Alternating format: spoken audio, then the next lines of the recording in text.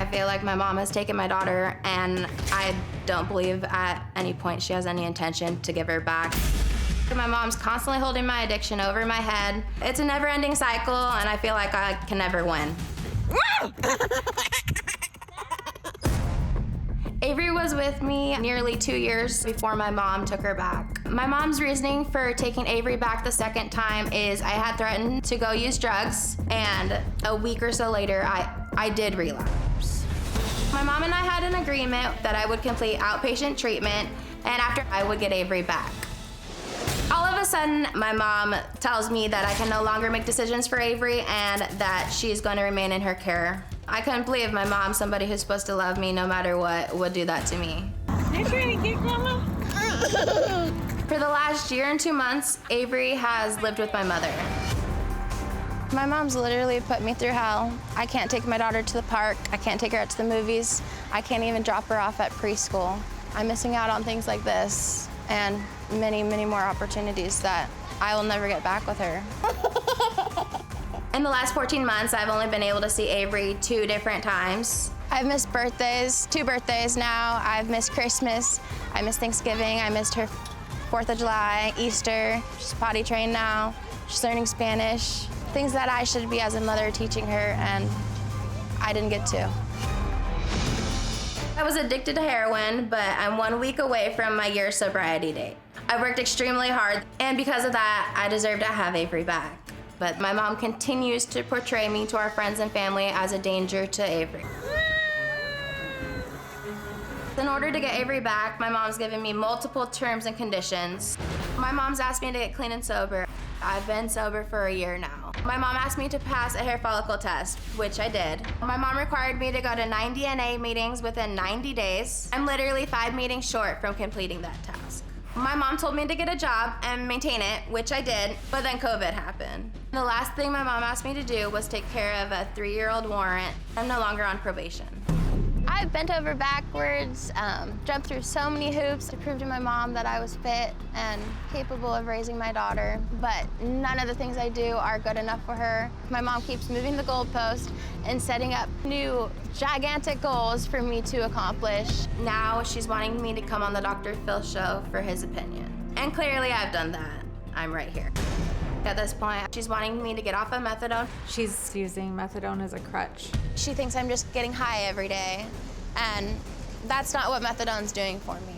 She just wants to be on it. I just think it's a Band-Aid. She's completely wrong. She just doesn't care to understand it. My mom's made it very, very clear that she's not willing and will not relinquish her guardianship of Avery until I'm off my methadone program. My mom undermines me every step of the way. I'm completely fed up at this point. Well, Gabe, it's good to meet you, and I'm glad you're here. Nice to meet you too. I'm all about the unification of families. Mm-hmm. I believe that children, when it is a healthy option or can become a healthy option, should be with their parents. And I have one goal here, and that is for your child, Avery, to be with you. Okay. That's what I want to happen. At the right time, the right place, I want that to happen. So you and I share that goal. Okay. We want your daughter back in your lap. I want her arms around your neck. I want you tucking her in at night. So we share that goal, okay? Okay. Now, I might be more objective about it than you are. I don't know. We'll see. Why do you think you are ready to have her back? I've done everything over the last year that my mom's asked. I've maintained my sobriety this time. It's not like I just went through my 90-day program. She's extended it, and I've still passed the hair follicle test. I've still passed the UAs. And if I'm not ever given a chance to raise Avery or have her in my life, how's she ever gonna know if I can do it, or if I'm ready, if I'm not ever given the opportunity. So. Okay. And you say there is just no reason that you shouldn't have your daughter, that your mother, she needs to be with you. You're the one that loves her the most. You have the bond with her. You're the biological link. She needs to be with you. No reason otherwise. Correct, yeah. She can keep moving the goal line as much as she wants, but there is no reasonable, logical, objective reason that she shouldn't be with you. Not that I know of. And you say that your mom lied and said that you could have Avery back after you finished treatment. And do you think that was ever her intention? At first, I did think it was her intention until after she didn't bring her back, and then a new goal popped up, and then right after that one, I complete that, there's always something else. As a recovering addict, it's so important for me to see results, to keep me motivated, to keep me going. But I don't feel like my mom is contributing in a positive way. The fact that I don't have my little girl in my life, and my mom constantly is putting me down daily. It does pose a threat to my sobriety. I'm not sure if my mom just doesn't care or if she's just completely oblivious. You say that your mom portrays you as a danger to your daughter, that she still thinks your decision-making, your problem-solving, your problem recognition, your choices are still so flawed that if Avery was with you, that you would be putting her in harm's way, that she would be in danger of your poor choices, your poor decision-making, that she would just be subject to being exposed to bad elements, that she might be left alone, neglected, not properly cared for. In fact, she says you locked her in a closet so you could leave. I never locked Avery in a closet. How would she know that you did that? I mean, she heard it from one of my friends. why would somebody say that if it's not true? I'm not sure, to be honest. Her and I had a rocky relationship. We didn't get along very well. So you think she was just trash talking you just to hurt you? Yes. Okay. Now, so at this point, how did you feel about coming here? Is this just another hoop your mother has you jumping through? I didn't want to come at first. It took me a couple weeks to actually decide I wanted to come, but it was basically my mom constantly asking, did you call back? Did you call him back? Did you call him back? Well, here's the text exchange you had just a few days ago. This 6:30 a.m. I'm going on this dumb thing because you asked me to. So this is not something you're thrilled about. No, it wasn't. I don't want everyone knowing everything about me. But it's something she wanted. It was something important to my mom. And she says it's for Avery, not her, but I feel like it's for her. Right. So if it was up to you, you wouldn't be here. Yeah, I wouldn't have been here. Okay. But it's what she wants, and I just moved back across the country because she wants to try to be able to be near Avery. So. Well, what's your plan about being here? Is it possible that you could create value by being here? Is it possible that I might be able to give you some information or action plan or steps or something that would get you what you want? Yeah, and I honestly, I want to have a relationship with my mom again after what she's done with taking Avery. She's hurt me this last year so badly, and I don't want things to be like that between us forever, because it wasn't like that always. Well, that's one way of looking at it. You said what she's done. One of the things she's done is to save your daughter from foster care, save your daughter from you when you were making really bad decisions. She wasn't the only option, though. Avery had been with a different family member who I had lived with, and when I came back to Oregon before I relapsed, because I was going to go through my divorce, my mom had told me if I didn't bring Avery, because she was supposed to stay with a different family member, while I was gone. She was in school out there, daycare and everything. That's where we were for almost 2 years, and she was established and close to the other family. And if I didn't bring Avery with me, then she wouldn't pay for the plane tickets, and I had to have my son back for his visitation, and I had to be back to court for my divorce. So, and then I knew my divorce wasn't gonna go well. I knew it was a lot of emotions and a lot of things, and that's why I didn't want to bring her, but I couldn't afford to come out there on my own. So, and that was right before I had relapsed. I think Gabe is a horrible mother. She's very selfish and she just cares about what she wants. She's basically an absentee parent. It became clear to me after I gave Avery back the first time that Gabe started using drugs again.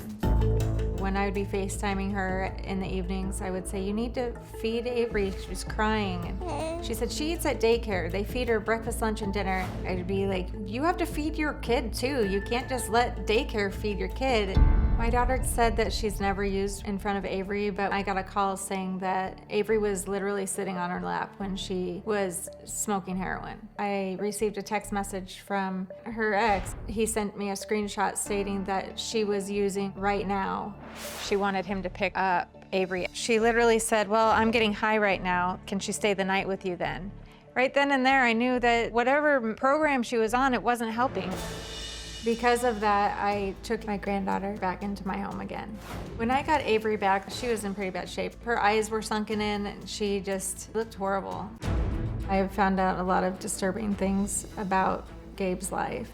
She took out 5 cell phones in Avery's name, opened up 5 credit cards in Avery's name. I don't think I can do this. Right now, her credit score is 647. I can't do this. The creditors were asking to speak to the credit card holder, and I kept telling them, she's 2 years old. She can't talk to you. I literally had to clean up my daughter's mess that she created for Avery. Gabe is taking advantage of her own daughter.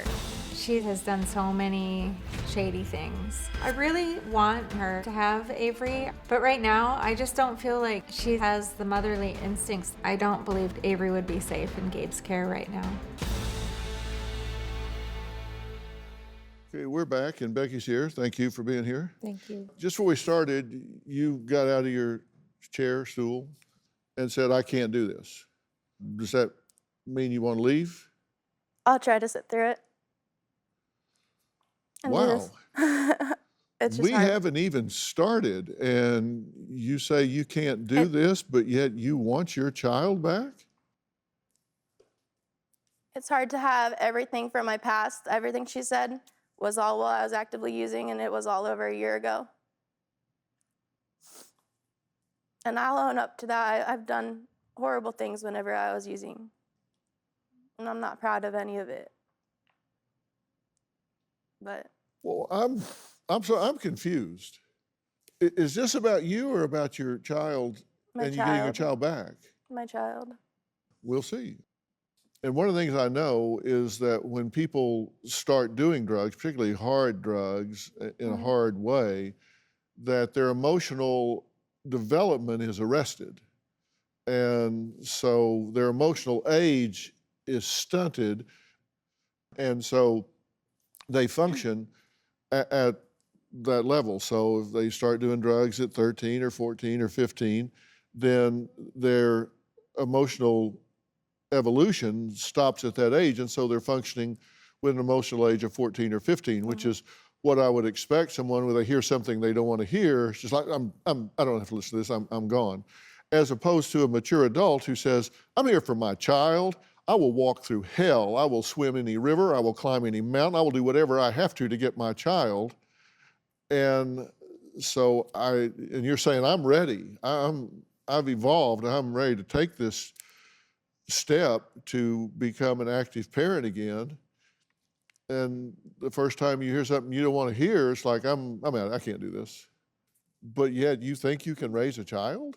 I had this 3-year-old warrant from 2017. It was for possession of heroin. That was one of my mom's requirements for me to be able to get Avery back. I came halfway across the country to my hometown to take care of this warrant, and I was extremely apprehensive about coming back home because that's where my world fell apart, and I just did not want to risk my sobriety. When she came to town this last time to take care of the warrant, she actually took a friend of hers to go get heroin. Considering that she's trying to work to get her own child back, I don't know why she would put herself in that situation at all. It's just like, guys, she's not even close to ready for this. She's not.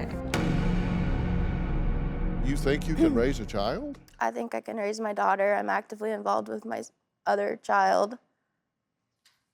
Well, if you quit first time you hear something you don't want to hear, I don't know. So you think she's not ready? Why? There's many reasons. She So I've had Avery for 14 months, almost 15 months, and Gabe calls her maybe, it's been a little bit more recently because I've been on her about it, but she's gone 3 to 4 weeks without calling or FaceTiming her. She says, I don't want to have a relationship over the phone. We don't want to talk to you, so we're not going to talk to Avery because we don't want to be involved with you. And so I said, well, this is the only way you can communicate with Avery. If you don't want to see her, then you don't, I don't understand the reasoning. It doesn't make any sense to me. If I didn't have my child, I would be calling her every day. Since I've been here just for this weekend, I've called her every day, sometimes twice a day, FaceTimed her, checked in to make sure she's okay. Where is she? She's at my mother's house, her grandmother's house, great-grandmother for Avery. And she, even last night, I showed her a picture of her. My mom fixed her salmon and she put a picture on Facebook and said, Avery's eating salmon and she loves it. And I showed her and she said, I don't want to see pictures of her. I don't want a relationship over the phone with her. I want a relationship in person with my daughter. It hurts me to see pictures and videos constantly when I'm not being allowed to be involved in her life. But it's not just about you. It's about her. I know. Well, apparently you don't. You're saying, I don't want to have a relationship with her over the phone. It's not just about you. She needs contact with her mother. That's what I said. I'm about unifying. I want you two together. And you're saying, I don't want to do this. What about her? What about her needing connection with her mother? And you say, well, I don't want to do it. It's not just about you. Whenever I've tried to call her, a lot of the time, Avery, she's little. She doesn't really like being on the phone half the time. She'll be running around, but I do try. I don't try enough because it's hard. It's hard on me emotionally, yeah. But I should be more focused on how she's feeling. See, this is one of the reasons that I'm glad you're here, because I'm hoping you're going to get things from talking to me, such as it's not just about you.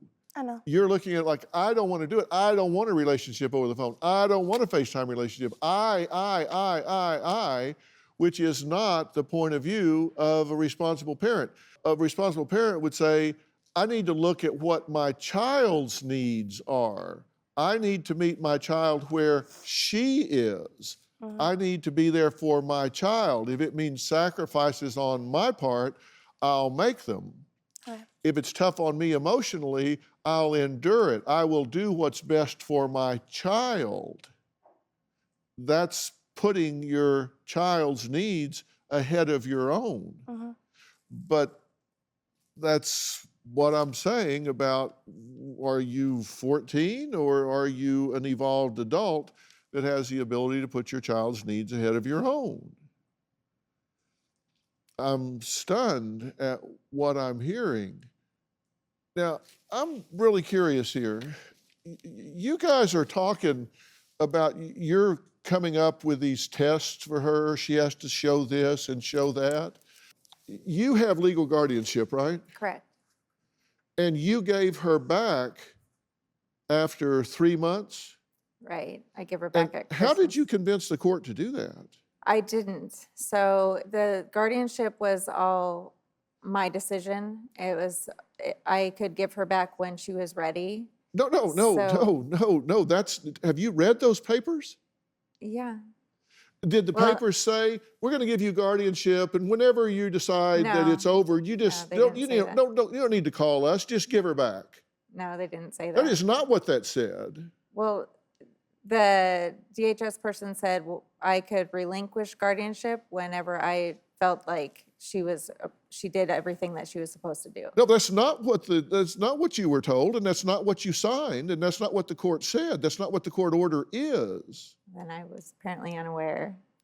Oh, you are very unaware. You are in violation of that court order, and both of you could lose custody of this child. You said, I've never done drugs while she was present. You have a report that she did heroin with her in her lap. Correct. She's a friend of hers. You dispute that, but that's a friend. From a heroin addict who shoots up. That's who that report was from. because I didn't want to be around her or the people she was with. I wanted to be by myself. Well, you sent a text message to the ex, well, I'm getting high right now. Can she stay the night with you? Don't tell mom I relapsed.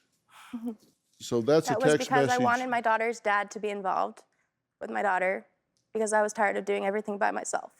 He wants to be fully involved with her, and my mom will not respond to his text messages, his emails, or his wants or calls to be involved. And at the time, I just wanted some help. And it was a bad way for asking for help, but nobody was So paying you tell attention. your mom, I'm following this person to a drug deal when you really weren't, and you sent a text to this person that says, I'm getting high right now. Can you take the baby? And That's when you a really year ago, weren't. right before I relapsed. So you tell people bad things about yourself. And then sure enough, when a month later, you tested positive. When? We said a relapse a month later. Oh, yeah, back then. A month after you sent that text, Yeah, you tested positive. yes. I knew I was gonna test positive before I even flew out there because I was going through a divorce. I'd been married 8 years, was going through a lot. That's why I didn't want to bring Avery out there. I wanted to leave her with my family out there. Because on 9/17/19, you tested positive for amphetamines, which would be consistent with the text that you sent that I'm using. Yeah, but I didn't use then with my daughter. I said that so that he would go get her so that way I could go out and do whatever I wanted and have a break. Because I knew I was going to go use. So I had him come get her. You understand it looks really bad, right? I understand, yeah. You're saying and doing things orally and in writing that Yeah, but are very incriminating. And then when they follow up chemically, it confirms what you say is a lie, which makes it seem like it wasn't a lie, that it was the truth. It's just a matter of timing. You say, well, I was lying when I said I'm getting high right now. Can you take the baby? Well, and you can't change what you don't acknowledge. And you want this child back. And I'm staying the course. I want you to have this child back. And you can kid yourself, or we can get real and do what it takes to really get the child back. And if you really want the child back, I know what it takes to get the child back. I can tell you what you have to do to get the child back. I can lead you down the path to get the child back. I have my papers. I've had them for 3 weeks, ready to go file for it, for the guardianship to end with her dad and myself. Whenever I was asking my mom for her back, it wasn't always just to have her back in my care. It was to have her back in Oklahoma, where I was living, with even a different family member, or to have DHS involved in her life so that way I could have visitation and I could be involved. It wasn't just to go right back to my care ever. It was to go to the other family members' care who Avery grew up with the last 2 years and was bonded with, and who's a safe person and loves her, or just anything to get her involved. And my mom's just not willing to do anything so I can have any bond or relationship with her. We're all out of time today, but there is a lot more to deal with, because we're talking about the life and health of a small child. And I take that very seriously. And by the way, there's another child floating around in this too, a 7-year-old son. Now, Gabe says using methadone keeps her from, and I quote, illegal activity. But Becky says, once again, that's just simply not true. Plus, another family member comes forward with some surprising things to say. Tomorrow on Dr. Phil, a mother accused. So you lied again I lied to my mom, yes. to the guardian of your child. Can she get her daughter back? You've seen Avery 2 times in 14 months. You've missed 2 birthdays, Christmas, Thanksgiving. I couldn't just take off from his work. Have you opened up credit cards in your daughter's name? Yeah, I did. How many times can you talk about the same thing over again? Until you own it and stop saying, I would never do anything to harm my daughter. That's tomorrow. You're not going to want to miss this. And as I said, there are so many children being raised in grand families in America that you want to pick up your phone and call friends that may be in this situation, because we're going to talk about legal issues, practical issues, psychological issues, and get real about what's going on with these children being raised by their grandparents. Now, if you want more information about today's episode, log on to drphil.com. Now, we have a great group on Facebook. I mean, millions and millions of people that register on my Facebook. And I go on there and talk about the shows and answer your questions, respond to your comments, so we continue the dialogue and discussion at the end of the day once the show has aired. So join us, join the community on Facebook, because we'll be talking about what's going on. And we have some great discussions, and it really gives me some ideas about what you guys want to know and hear about. I'm also on Twitter and Instagram and TikTok. You can find me in those places as well. Don't forget to subscribe to Robin's podcast, I've Got a Secret. We'll see you next time. So long. My mom and I had an agreement that I would complete outpatient treatment, and after I would get Avery back. All of a sudden, my mom tells me that I can no longer make decisions for Avery and that she's going to remain in her care. My mom's literally put me through hell. I'm missing out on things like this and many, many more opportunities that I will never get back with her. I worked extremely hard, and because of that, I deserve to have Avery back. But my mom continues to portray me to our friends and family as a danger to Avery. Why do you think you are ready to have her back? I've done everything over the last year that my mom's asked. I've maintained my sobriety this time. I've still passed the hair follicle test. I've still passed the UAs. And if I'm not ever given a chance to raise Avery or have her in my life, how's she ever gonna know if I can do it or if I'm ready? You say that you've never used drugs around Avery. I've never used drugs around Avery. Whenever I used to use, it would be when the kids were gone. And I've never put her in harm's way. She says you locked her in a closet so you could leave. I never locked Avery in a closet. I think Gabe is a horrible mother. She took out 5 cell phones in Avery's name, opened up 5 credit cards in Avery's name. I literally had to clean up my daughter's mess. I don't believe Avery would be safe in Gabe's care right now. Just before we started, you got out of your chair, stool, and said, I can't do this. I don't think I can do this. Does that mean you want to leave? I'll try to sit through it and do Wow. this. It's just We hard. haven't even started, and you say you can't do this, but yet you want your child back? It's hard to have everything from my past. Everything she said was all while I was actively using, and it was all over a year ago. I'm confused. Is this about you or about your child My and you getting your child. child back? My child. Mature adult says, I'm here for my child. I will walk through hell. I will do whatever I have to get my child. The first time you hear something you don't want to hear, it's like, I'm out, I can't do this. But yet you think you can raise a child? I think I can raise my daughter. If you quit first time you hear something you don't want to hear, I don't know. So you think she's not ready, why? I've had Avery for 14 months, almost 15 months, and Gabe, she's gone 3 to 4 weeks without calling or FaceTiming her. She says, I don't want to have a relationship over the phone. I don't understand the reasoning. If I didn't have my child, I would be calling her every day. I want a relationship in person with my daughter. It hurts me to see pictures and videos constantly when I'm not being allowed to be involved in her life. But it's not just about you. It's about her.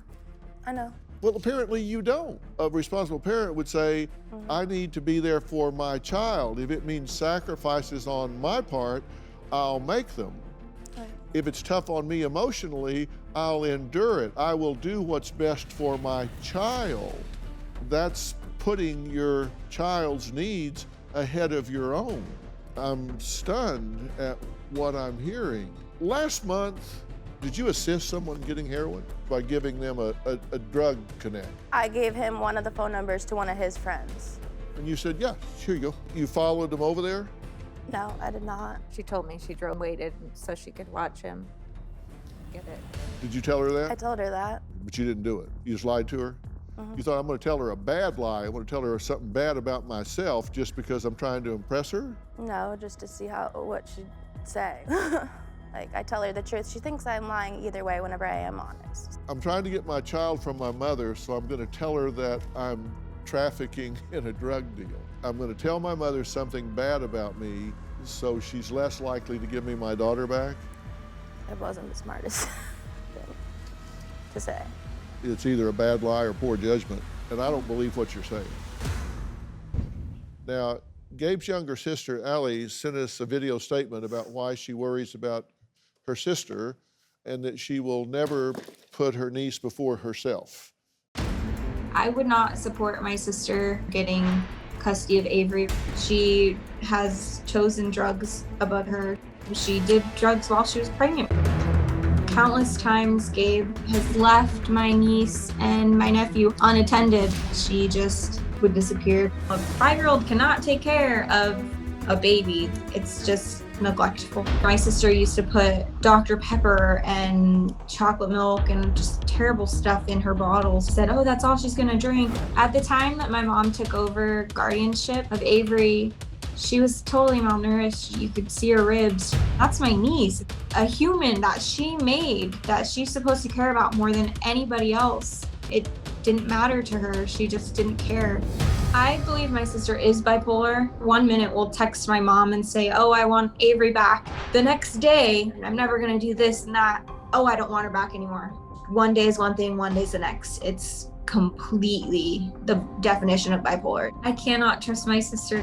She has taken money from me, from my mom. She took jewelry from my stepmom. My sister used to rent furniture, and whenever she moved, she would sell the furniture. She doesn't have the qualities that it takes to be a good mom. And I don't think Avery's ever gonna be the top priority. I don't think she should be with Gabe. What do you think about what your sister has to say? My sister and I don't get along. We don't talk. She does not like me. She's never liked me, even whenever I was sober. So it doesn't surprise me. That's what I'd expect my sister to say. My sister doesn't speak to me or my brother. Well, she would like to speak to you. Would you like to speak to her now? No, I would not. Okay, that's fine. I'm trying to tell you what you need to know because, look, this is what I do. I'm the person that makes these decisions. And so I know what the formula is. It's like if somebody said, look, if I can give you a map to really getting your daughter back and all you got to do is follow the map, you would do it. You don't have clarity.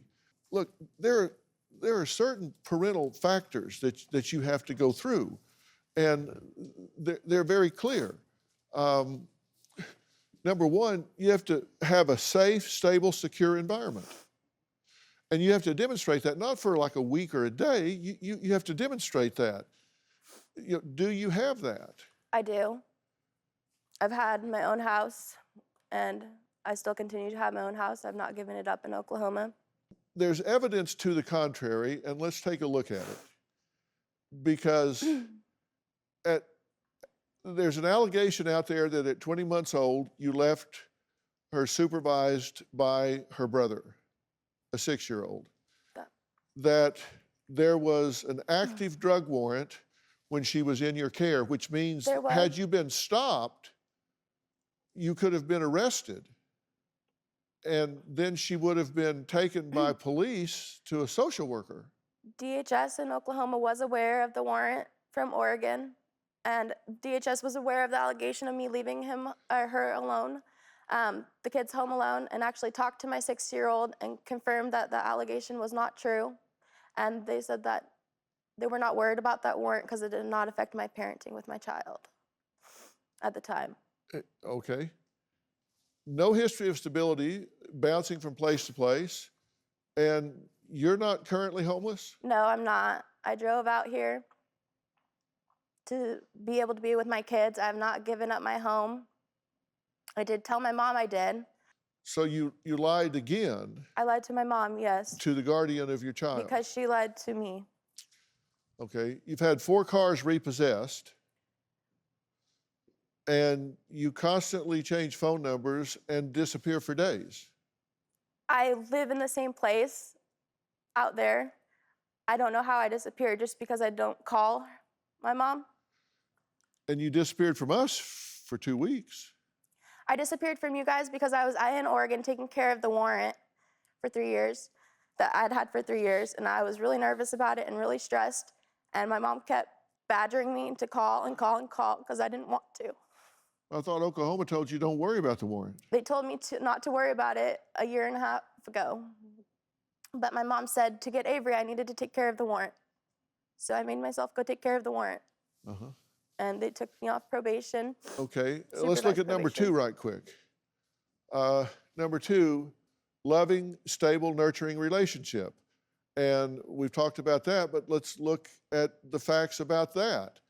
You've seen Avery 2 times in 14 months. You've missed 2 birthdays, Christmas, Thanksgiving, every important milestone.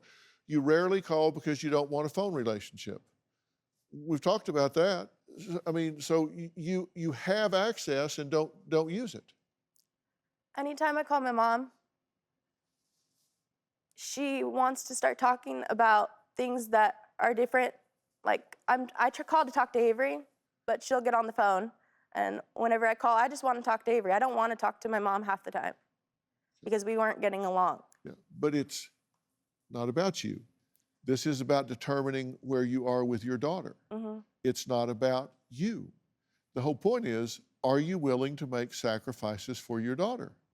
You're saying, well, I'm uncomfortable talking to her, so the hell with my daughter, I just won't call. I won't I call. have been calling, I'm missing her birthdays. You won't call her on her birthday? You don't talk to her on her birthday? You don't see her on her I call birthday? on her birthdays. I can't afford to fly out every birthday from Oklahoma to here. It's not just the drugs that bothers me about what Gabe does. It's the way she thinks. She's always doing something to screw the system. My mom constantly harps on all the bad things I've done, but I never hear her talk about my progress and how I'm doing in my recovery, or that she's proud of me. One time she scammed an online handcrafted marketplace. She decided she was going to make masks for COVID and sell them. They were poorly made. People were wanting their money back. She finally just shut down the whole shop altogether, and she kept the money, knowing Gabe, she's never gonna pay that back. Recently, Gabe helped a friend file a false unemployment claim. He ended up getting $22,000, and she got a cut of $5,000 for helping him do it. It's crazy. I got a call from DHS right off the bat. I said, let me guess, Gabe got food stamps for Avery. He said, do you have her in your care? And I said, yes, I've had her for over a year. He said, don't worry, she won't get in trouble. She just has to pay it back. And I said, no, she needs to be in trouble. This is the problem. She never gets in trouble for anything she does. I just don't understand how she's ever gonna learn. She never has any accountability. I absolutely take full accountability for everything I did while I was in active addiction. I screwed up. I didn't do the things that I was supposed to do as a parent or as a daughter or as a person, but I don't feel like it should be held over my head for the rest of my life because that's not who I am anymore. I couldn't agree with you more. It shouldn't be held over your head for the rest of your life, and it's not who you are, it's what you did or do. And that's a good thing about behaviors. Behaviors have a beginning and an end. When the behavior ends, it's over. When you make new choices, new behaviors, then that's a new history. And that's what you want. You want a new history. The fact that you did drugs 5 years ago or 4 years ago or 3 years ago does not define who you are now. And it does not disqualify you from being a mother. But you have to own your choices and what you did and own the choices that you now make. I'm adding to the conversation Dr. Charles Sophie. Now, Dr. Sophie is a board-certified psychiatrist in 3 clinical specialties. And before he retired, he was medical director of the Department of Child and Family Services for Los Angeles, which is the largest agency in the country. You've been listening to everything we've been talking about. Yeah, I have. And I'm saying that she is approaching this in a very unrealistic way. and that this decision is not up to mom here. Absolutely Once not. they enter the system, the court takes this over, right? Yeah, I don't know why they would think they have the power to do that. I mean, they're almost committing a crime. You say that nobody holds her accountable. You're not holding her accountable either. You're just using this child. Well, as soon as I knew she was using, I took her No, immediately. you knew she was using Before- 3 months before you Right. gave her back. I mean, as soon as, well, that's after she said, Mom, I did this, I did that, I did the parenting classes, I did the drug classes, I did everything the courts say I have to do. And so I said, okay, so at Christmas time, we're gonna do a trial. So I gave her back as a trial, and then she picked up her son and left to go to Oklahoma. But it's not up to you. Her boyfriend. I mean, a few months ago, she just committed a crime of fraud with that unemployment thing. Well, I still have Avery now. I know, haven't but she's given still her back. committing crimes, I is my didn't point. commit any Right. fraud with unemployment whatsoever. I helped fill out his claim That's because the he same asked thing. me to That's the with same his thing as- information. It's the same thing as giving somebody a number to a drug addict or a drug dealer. I mean, you're an accessory, whether you want to He had slice it worked. the way- It was his legal claim. I know, but that's how the court would see it, is all I'm Okay. telling you. We want you to have your child, but you have to do it the right way. Did you scam people on the mask thing? No, I did not mean to at all. What happened is I got way over my head, and all of a sudden I had like 200 orders, and I couldn't fill them all. Did you send the people their money back? Yes, the people got their money back. Be but sure you're really accurate with what you say right now, because Yes, you're I'm creating a 100%. video record that the court's going to review. I'm And if you're 100%. saying you sent people money back, and people come forward and say, Mm-hmm. I have right here a record where I sent her money and she didn't send me my money back, then the court's going to say that as of this date, you're still lying. Yes, so everyone got their money back. 100% of your customers got their 100% got their refunds. money back. My daughter Gabe doesn't call Avery on a regular basis. When she does call, she doesn't ask about Avery, how she's doing, if she's learned any new words, what's going on in her life. I definitely think Avery sees me as a mother figure. I refer to myself as grandma, but she still calls me mom. She's never called me grandma, so I just go with it. My bond with Avery is amazing. I love spending time with her. She's so much fun. She's a giggly girl. She goes to school now and she loves to ride her bike outside. She's everything to me. If you defrauded the government on unemployment, I'm not saying you did, and you don't need to say that you did. No, I didn't. I'm saying if you did, and if you scammed people out of money on the internet, and if you were an accessory in a heroin deal, these things add up to 32 years of prison time.